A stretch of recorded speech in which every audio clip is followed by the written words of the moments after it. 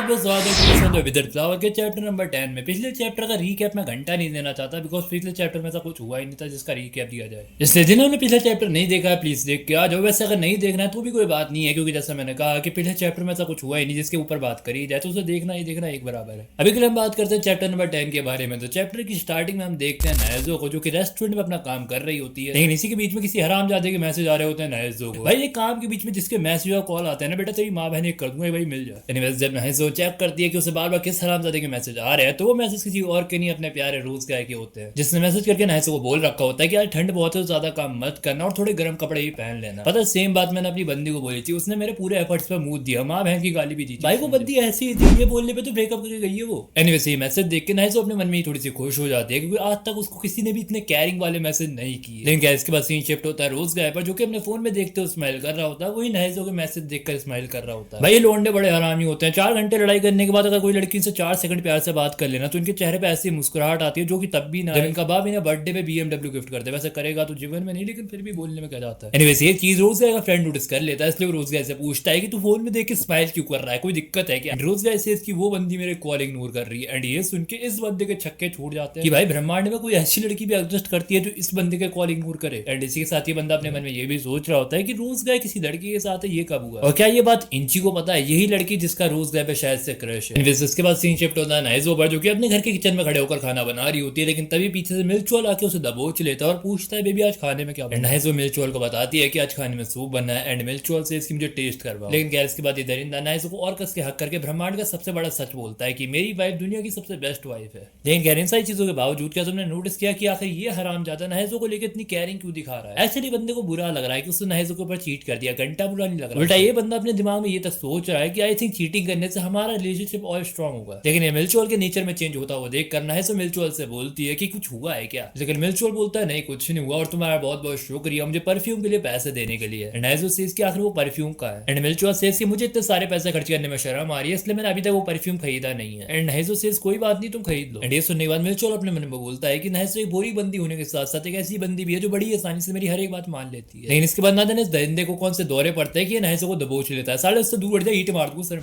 लेकिन ये बंदा नायजो को यूनारी से कंपेयर कर रहा होता है, ये सोच के कि नायजो के बड़े हैं यूनारी। भाई इस बंदे का तो कुछ कह नहीं सकते, लेकिन नायजो बोलती है कि मुझे अभी छोड़ दो, मुझे खाना खाने के बाद जॉब करने भी जाना है। एंड मिल्चोल उसे छोड़ भी देता है एंड बोलता है कि ठीक है तुम काम पे जाओ। एंड नायजो सेज कहीं तुम्हें कुछ बुरा तो नहीं लगा। एंड मिल्चोल सेज नो। एंड इसके बाद मिल्चोल नायजो को लेकर अपने मन में सोच रहा होता है कि नायजो एक ऐसी बंदी है जिसको मैं जिस तरह चाहूं उस तरह यूज कर सकता हूं। भाई एक तो ये रिलेशनशिप में चीटर्स का भी अलग ही माइंडसेट है, इन्हें लगता है कि इतने बड़े मैनिपुलेटर है कि एक साथ 2-3 बंदा बंदियों को यूज कर सकते हैं। किसी की फीलिंग्स के साथ खेलने में इनको अलग ही ओरिगेशन फील होता है। भाई बड़े चूतिए लगते हो तुम सच। एनीवेज इसके बाद हम देखते हैं मिल्चोल को यूनारी के साथ चैटिंग करते हुए, जहां पे यूनारी मिल्चोल से पूछती है कि क्या हम अभी मिल सकते हैं। एंड मिल्चोल अपने मन में सोचता है कि मुझे परफ्यूम तो लेने जाना ही है तो क्यों ना मैं यूनारी के साथ ही चला जाऊं। लेकिन एक सेकंड के लिए भाई यूनारी से हटके नायजो के बारे में भी सोचता है कि पैसे उस बंदी के हैं तो क्यों ना मैं उसी बंदी के साथ चला जाऊं। लेकिन तभी मिल्चोल को थोड़ा पास्ट का सीन याद आता है जहां पे मिल्चोल नायजो के साथ ही शॉपिंग करने आया होता है, जहां पर नायजो महंगी महंगी चीजों को देख के इग्नोर कर देती है एंड बजट के अंदर आने वाली चीजों को लेती है, जो कि काफी रेयर होता है लड़कियों के अंदर आजकल के जमाने में। लेकिन इस गोबर बुद्धि को कौन बैठा के समझा। इसको तो ये लगता है कि नायजो कैसी लड़की है कि हर जगह पैसे बचाने के चक्कर में मेरी बेइज्जती करवा देती है। लेकिन हमें पता है कि नायजो एक प्रॉपर वाइफ मटेरियल है। ऐसी बंदी मुझे मिल जाए मैं तो बेड से बाथरूम भी गोदी में लेकर जाऊंगा, डायपर लगा दूं तो नहीं चलेगा।